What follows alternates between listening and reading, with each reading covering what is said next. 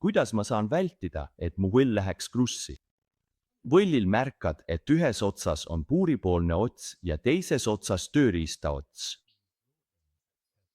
Kui puuripoolses otsas on rohkem paljast võllipuurist võlliadapteri ja laagrivarruka vahel, siis just see koht kipub kõige tõenäolisemalt krussi minema.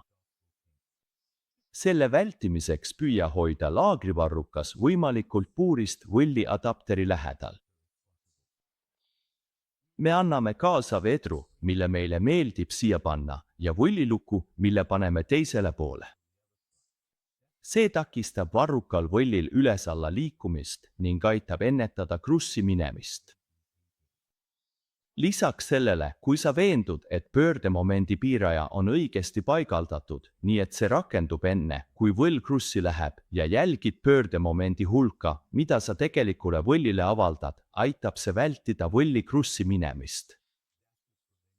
Aitäh küsimuse eest!